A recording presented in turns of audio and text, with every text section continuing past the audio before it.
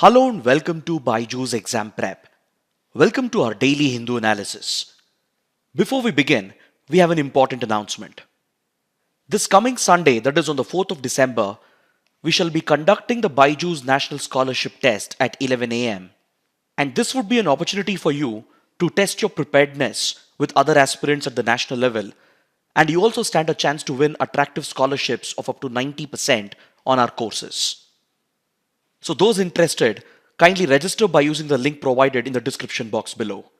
And also don't forget to subscribe to our official Telegram channel for more updates on current affairs. So with this, let's get started with the analysis of today's The Hindu newspaper by looking at an important article from page number 2 and 8 of the Delhi edition. These articles deal with a major cyber attack that was faced by the All India Institute of Medical Sciences last week, and provides us an opportunity to evaluate this cybersecurity threat in complete detail. This topic is very important under internal security for GS Paper 3, as this cyber attack which was mounted against AIIMS was a ransomware attack. AIIMS, which happens to be an elite medical institution and research center along with being a top hospital in the country, was recently brought under a crippling ransomware attack that crippled its computer systems. And even after 8 days of the attack, the functioning of the hospital has still been affected, thereby directly affecting numerous patients, and has forced AIIMS to switch to manual systems, as its computers and IT infrastructure have been hijacked by this ransomware attack. So in this context, it first becomes important to understand what exactly is a ransomware attack.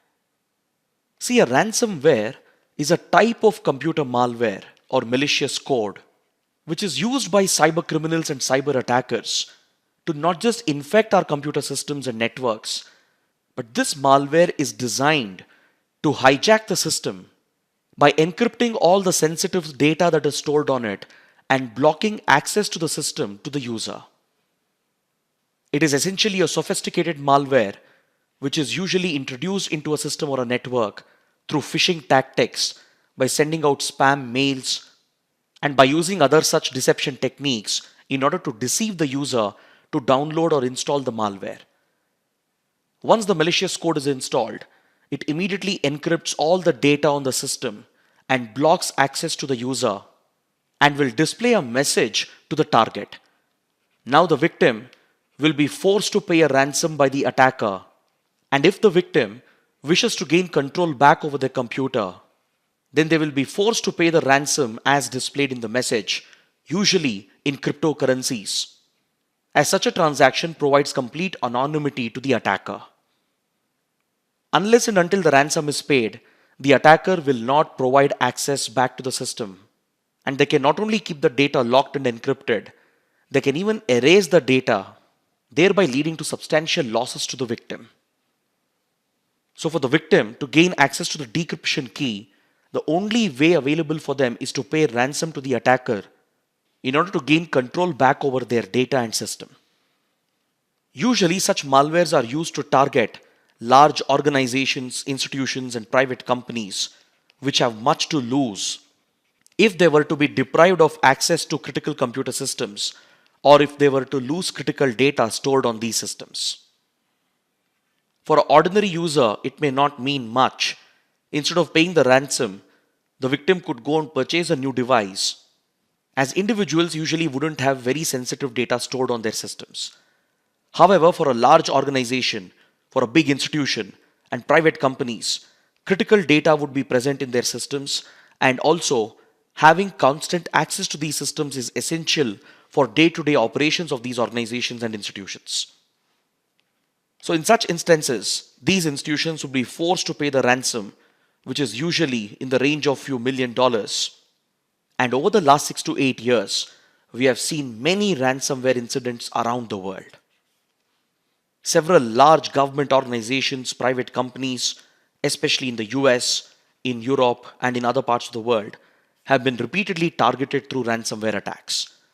For example, there was one incident a few years back wherein an oil and gas pipeline company was targeted and its computer systems were locked, and this American company had to pay the ransom in order to gain access back on its systems. Similarly, in the United Kingdom, the National Health Service was brought under a ransomware attack, thus crippling healthcare services in the entire country, and access was revoked until a hefty ransom was paid to the attackers. We have also witnessed major ransomware incidents such as WannaCry attack, Petya and NotPetya, which have all made global headlines in the recent past for their impact not just on cybersecurity, but also because of wider implications of such large-scale cyber attacks. Petya and NotPetya in particular were reportedly designed by Russian cyber agencies to target Ukrainian infrastructure, thus highlighting the geopolitical implications of ransomware incidents. According to cybersecurity firms, last year alone, companies have lost $20 billion by paying ransoms following ransomware attacks, and this is expected to increase to $265 billion by 2031. Around the world, we have seen a significant jump in ransomware attacks, especially against large companies and institutions, and especially few sectors such as healthcare, energy sector, and even banks and government institutions have been frequently targeted by cyber criminals, thereby making it absolutely essential for every government and every organization in the world to take adequate measures to guard their computer systems and networks against these ransomware attacks. According to the latest Global Crime Trend report that was published at the 90th General Assembly of Interpol, which was recently held in Delhi, it was listed in the report that ransomware attacks constitute the second highest security threat after money laundering. Very soon it is expected that ransomware attacks will become the biggest security threat in the world. So in this regard, India has taken a number of steps to strengthen its cybersecurity, with CERT-In, or Computer Emergency Response Team India, acting as the nodal organization under the Ministry of Electronics and IT to safeguard the Indian cyberspace against all forms of cyber attacks. CERT-In constantly carries out surveillance of the global cyberspace and looks out for any emergent threats and pays special attention to ransomware attacks and tries to guard the Indian government and Indian institutions against such incidents. It also issues timely alerts to all the stakeholders and promotes cyber safety best practices to be implemented in the government sector and the private sector.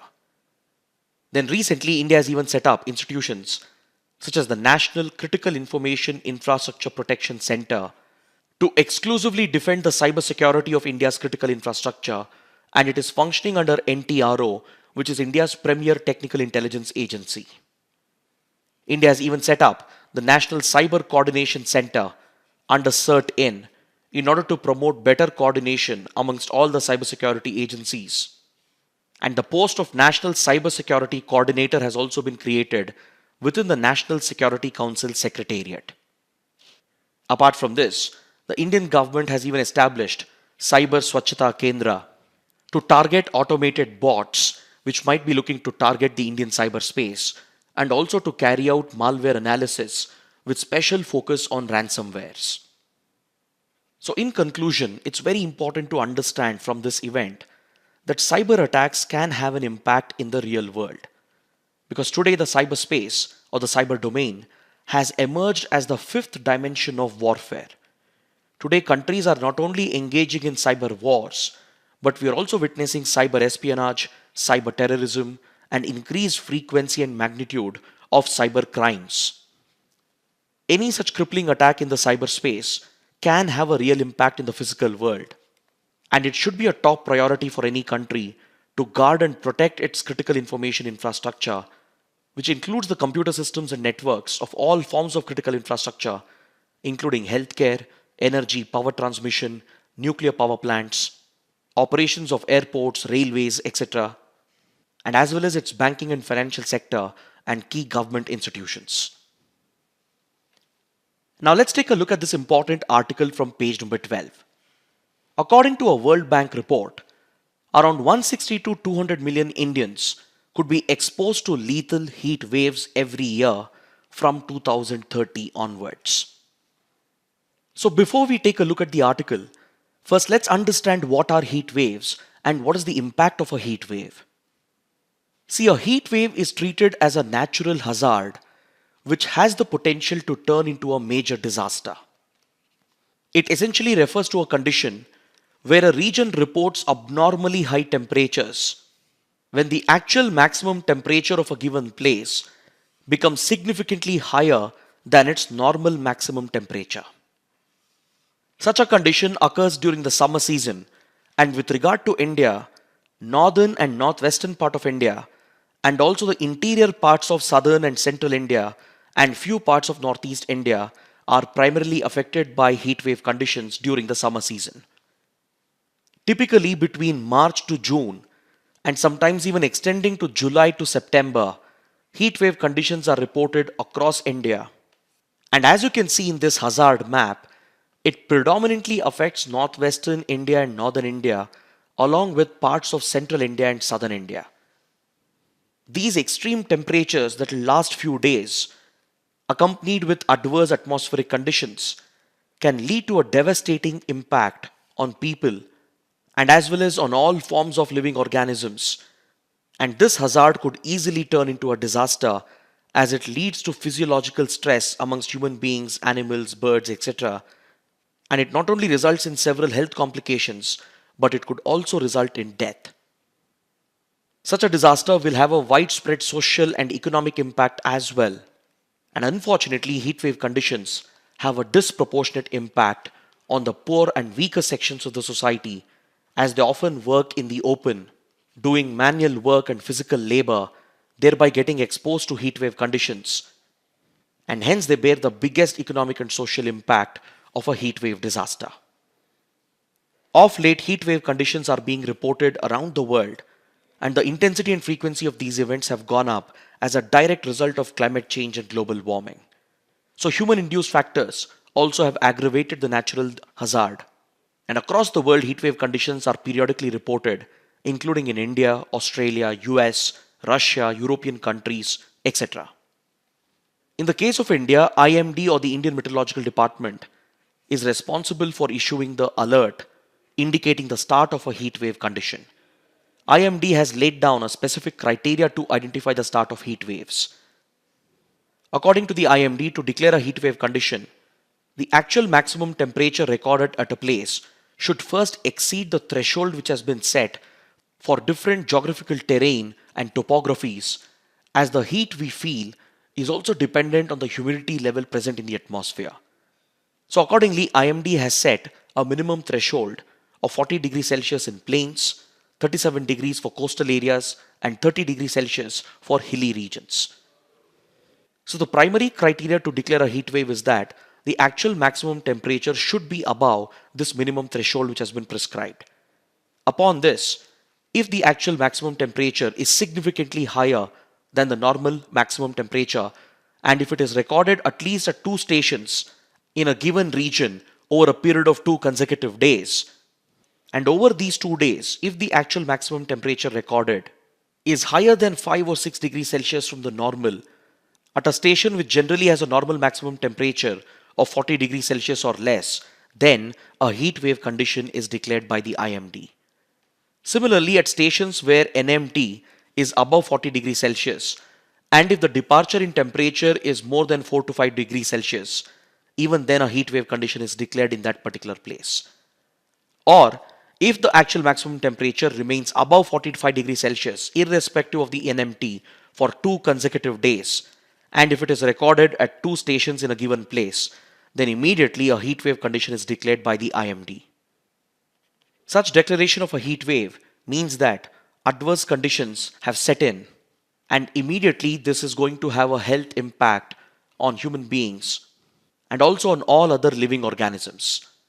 Such adverse heat wave conditions could lead to dehydration, heat cramps, heat exhaustion, and eventually it could lead to heat stroke as well, which might become fatal.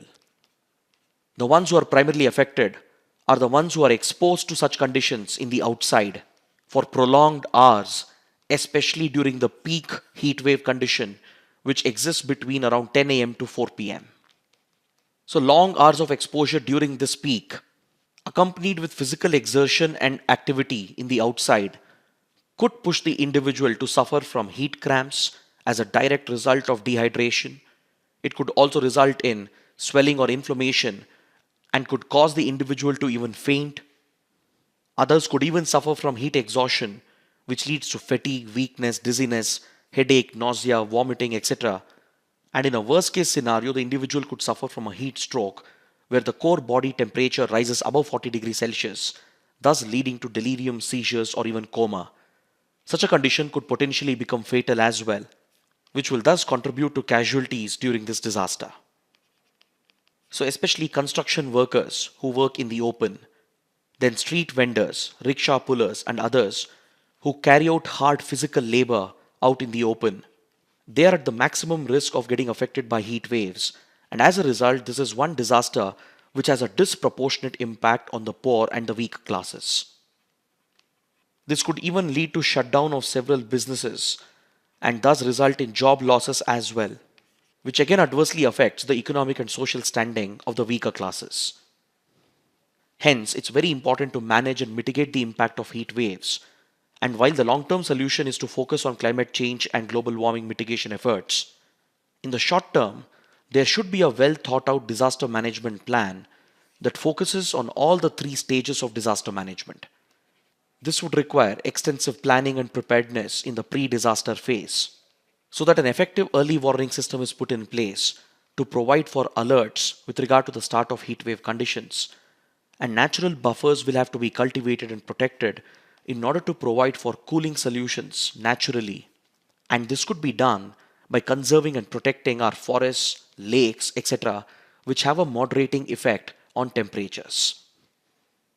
Then during the disaster, it would be very important to ensure that water and electricity supply continues without any cuts in order to allow the people to deploy cooling solutions, including air conditioners, fans, coolers, etc.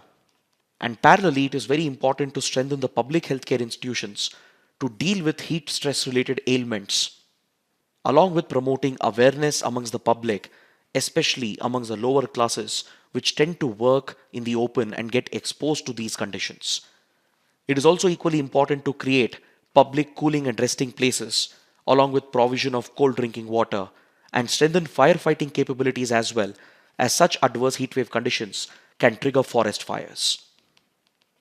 In urban areas, it could even lead to industrial fires and fires within buildings, and hence it would require advanced planning and preparedness to gear up the firefighting capabilities prior to the start of the heatwave season.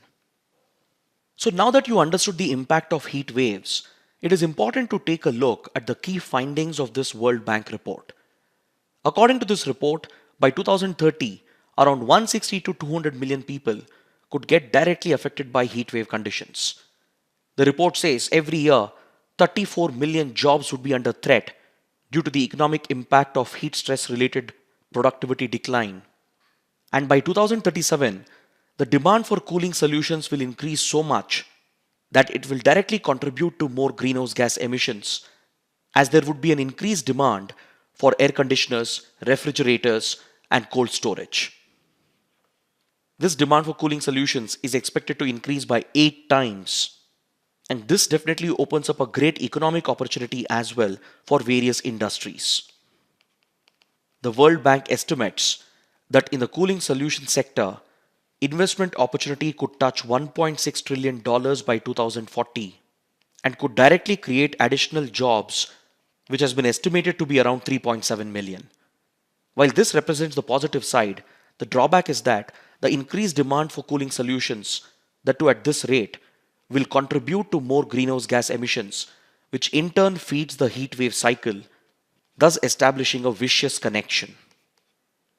So in this context, the World Bank proposes a plan to assist India in implementing the India Cooling Action Plan that was brought out in 2019 that lays down the path for bringing fresh investments into 3 key sectors, that is building construction, cold chain storage and refrigerants, so that both the government and the private sector could lead the way with regard to providing cooling solutions with minimal impact on greenhouse gas emissions.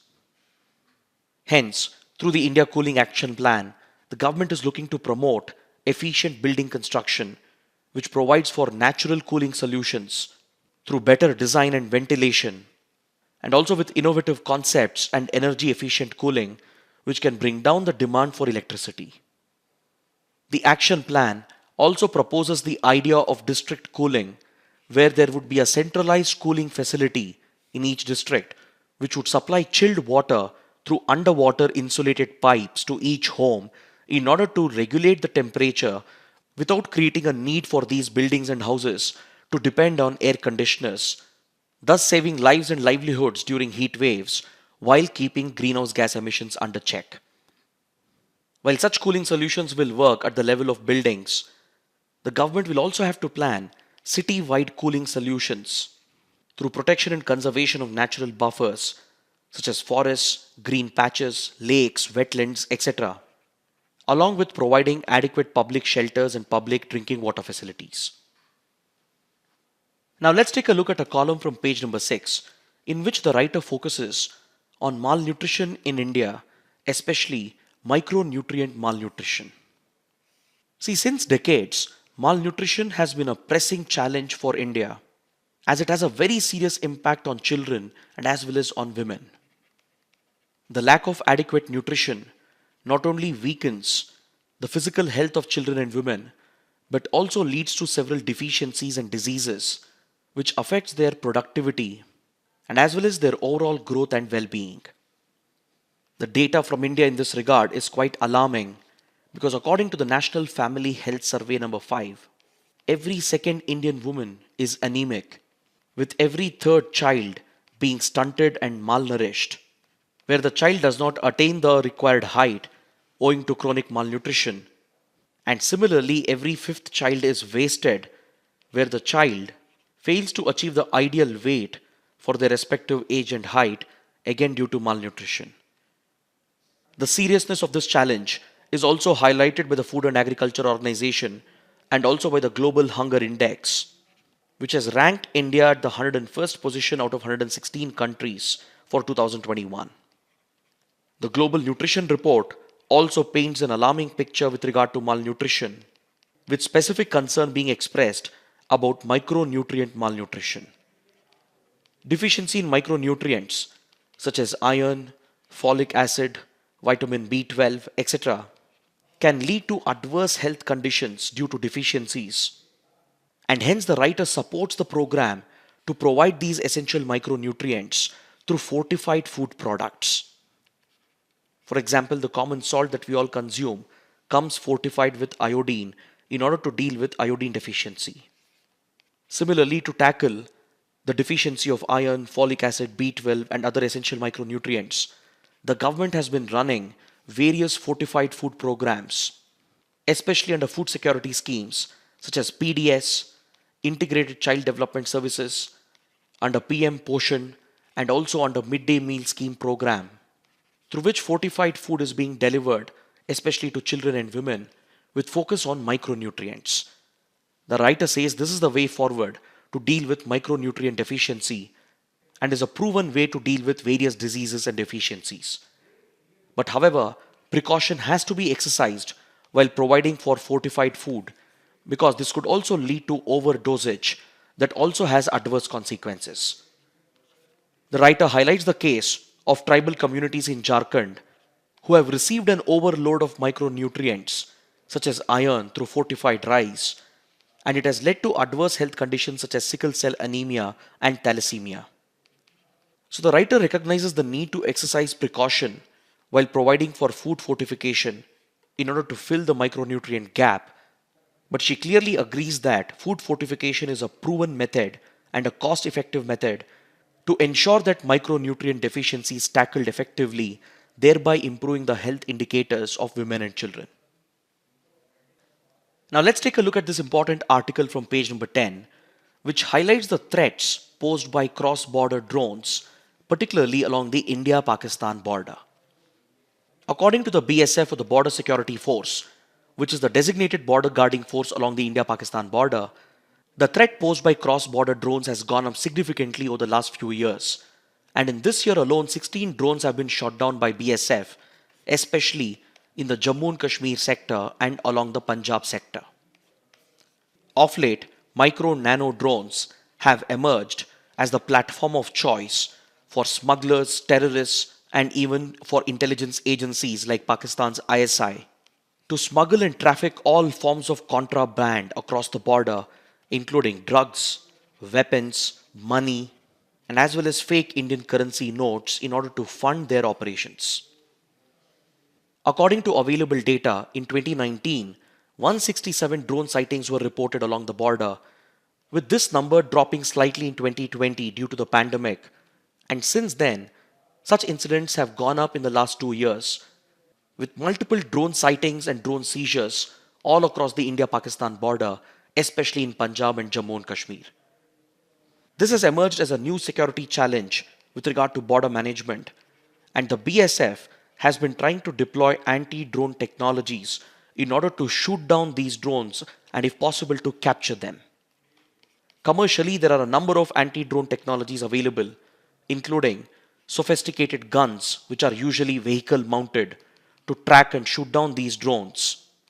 And the Ministry of Home Affairs has approved a procurement program to procure such anti-drone guns, which are vehicle mounted, for the BSF. There are other advanced anti-drone technologies as well, which run on artificial intelligence, which provide for automated surveillance through radars, and once they detect the presence of a drone, they immediately shoot it down through an automated mechanism.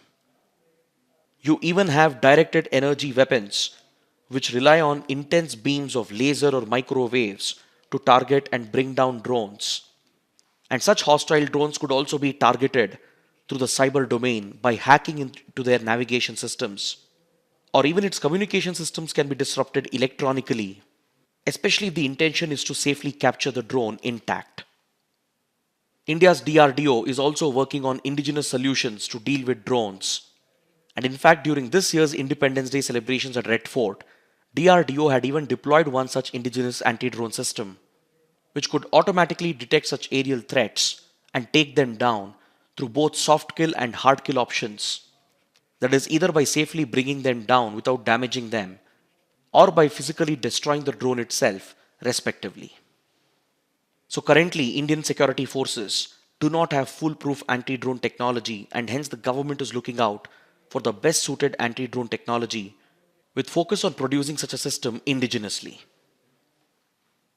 Now, coming to the last article from page number 1 and 10, it deals with the complicated relationship involving India, US and China. Currently, the Indian Army and the US Army are holding their regular military exercise, which is known as UPSC. And in this edition, the exercise is being held very close to the line of actual control, which is a disputed de facto border between India and China in the Ladakh sector. So as the Indian Army and US Army have been involved in this military exercise known as Yudh Abhyas near LAC, China has strongly objected to it and protested against the exercise and has asked US to not interfere in its relations with India. China has even reminded India to not break its commitments made under the border agreements of 1993 and 1996. This is a reference that China is making to the Peace and Tranquility Agreement of 1993 that was signed between India and China to maintain peace and tranquility along the LAC. This agreement restricts military activities by both the sides and mandates both the sides to follow certain protocols in order to diffuse tensions. In 1996, they followed this up with an agreement on CBMs or confidence building measures in order to instill more confidence amongst the respective armed forces in order to build more trust by restricting some of the aggressive military activities closer to the LAC. But as we have seen in the recent past, China has blatantly violated these agreements whenever it carried out incursions against India, especially during the latest border clashes of 2020. China broke these commitments under the 93 and 96 agreement, but now it seems to be lecturing India about Yudh Abhyas, as this military exercise involves the United States as well. Now, before we end the discussion, I would like to give you a small exercise. Please read about the other military exercises between India and US, especially between their navies and air force, and post the names of these exercises in the comment section below. Now let's take a look at the mains practice questions before we end the session. The first question: what is a ransomware? Evaluate the cybersecurity threat it poses and discuss the measures to be adopted to counter them. The second question: heat waves have a devastating impact on weaker sections and is seen to be increasing in its frequency and impact? Examine. Kindly write an answer to these questions and post them in the answer rating portal, for which the link has been provided in the description box below. So with this, I would like to conclude my discussion, and if you benefited from the initiative, do support us by liking the video, share your comments below, and don't forget to subscribe to our channel. Thanks for watching.